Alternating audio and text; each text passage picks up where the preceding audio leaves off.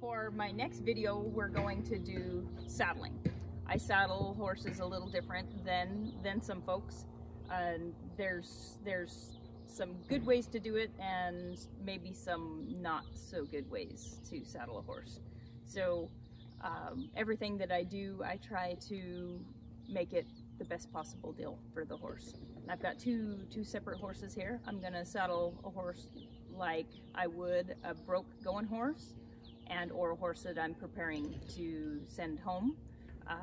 I don't tie my horses up when I saddle. That's probably one of the big things that I strongly recommend people is get comfortable saddling a horse that is not tied up. You can cause a horse to feel pretty claustrophobic cinching and saddling tied.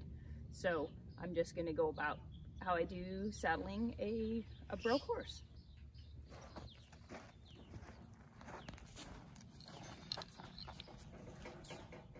First thing, again, I don't tie him up. I keep my lead rope, try to keep my lead rope where it's not going to be tangled underfoot, where I can get a hold of the horse pretty quickly if I need to.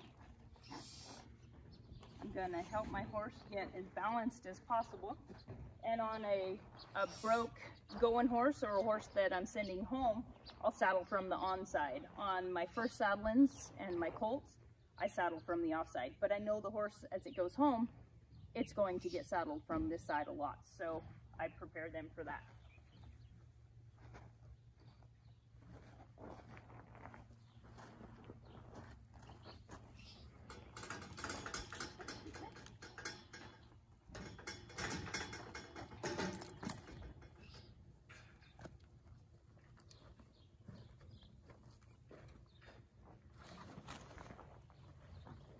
So the way that I throw a saddle up on a horse, I don't come at them like that. I don't do the saddle over my head. I found out that it's less scary to the horse, and it's also a lot easier on our shoulders.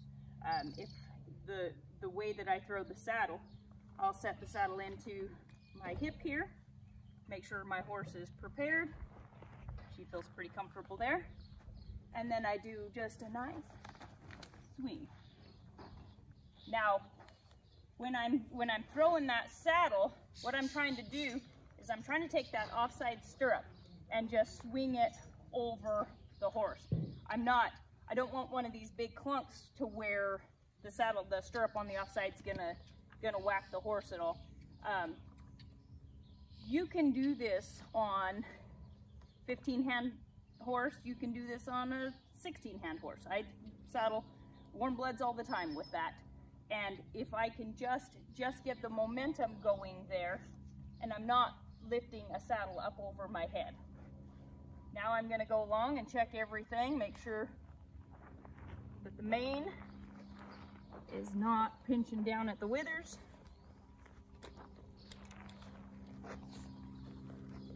Go to my offside here.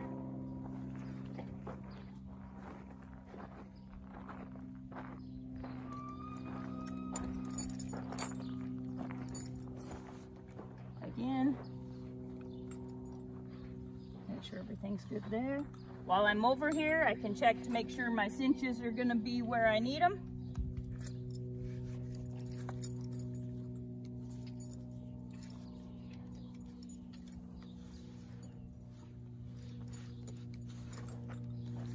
And this horse is pretty gentle and stands pretty quiet. But if I was working on a green horse, I would get in and out of here as quickly as possible, and I would start on this side.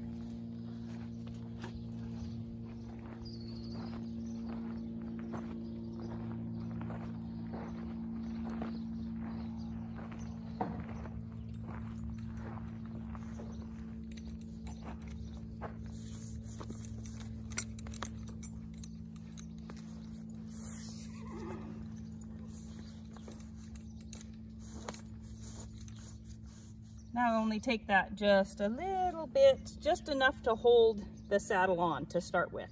Then I go to my back cinch.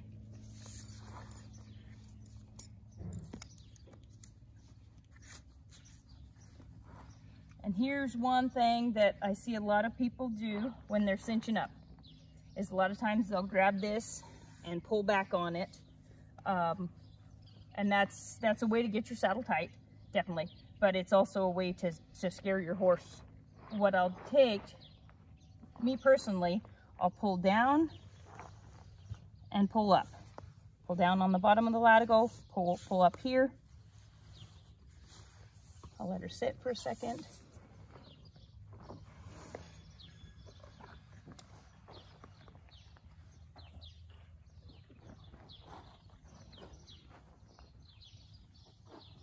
Typically, I'll move them a step or two.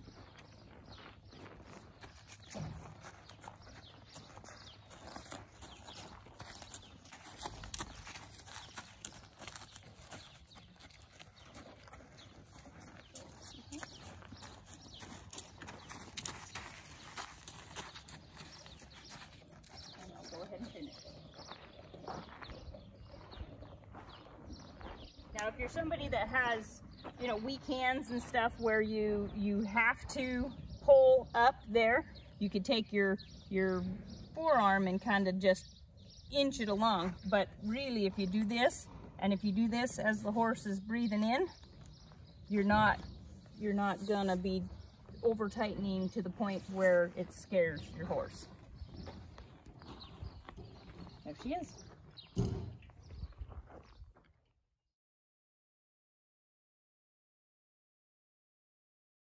All right, now we have a green horse, a horse that's maybe not been saddled.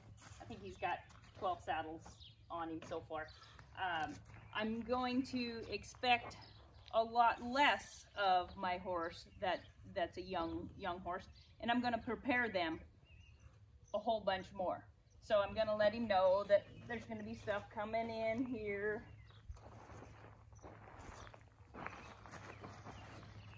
And on to the other side. Let him know that there's going to be a cinch coming there. Maybe take my lead rope. Throw it over a couple of times.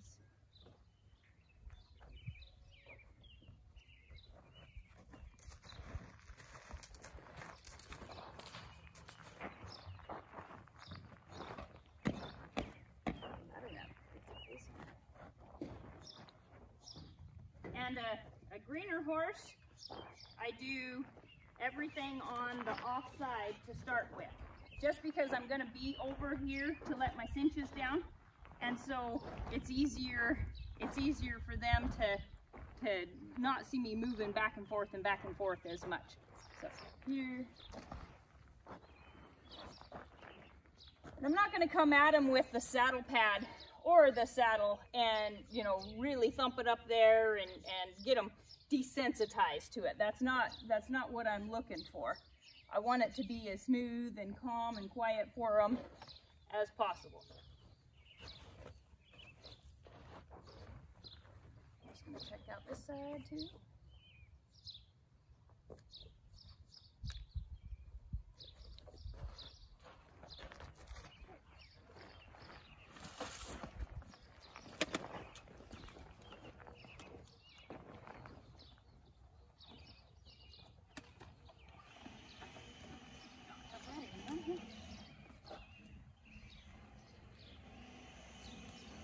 Again, I'm going to get him set, get him balanced there. Taking the saddle, setting it in my hip here. That way I can get a swing up there. And again, I'm not pushing it up over my head and I'm not coming at him that way. I'm here, my hips pointed towards the horse a little, my shoulders, everything's there to kind of balance me.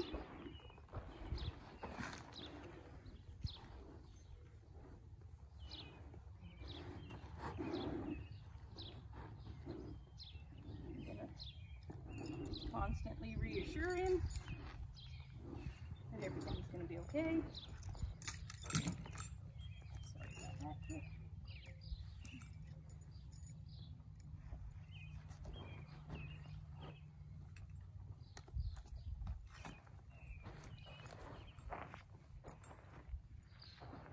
Check my cinches. I'm already on this side. So on a young horse, I don't have to run back over and forth and run around there.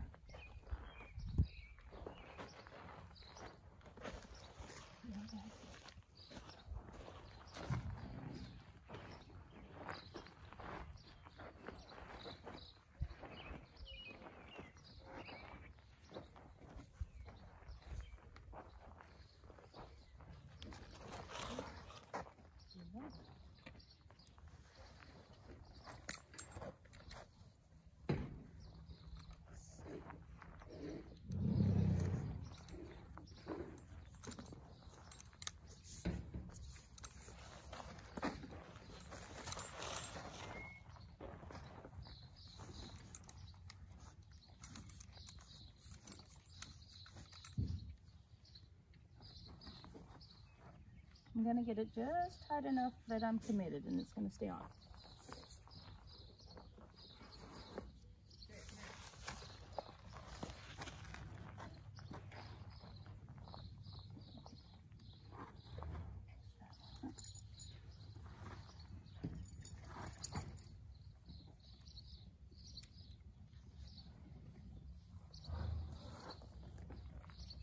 And again, I'm not pulling back like that. That a lot of times you can actually pull them off balance a little bit and get one worried about you.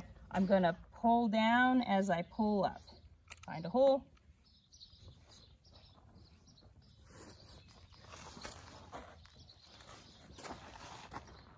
And I don't want to send him off with the stirrup up there. I want everything to just move off smoothly.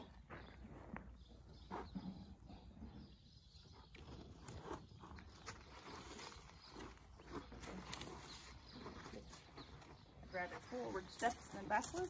There we go.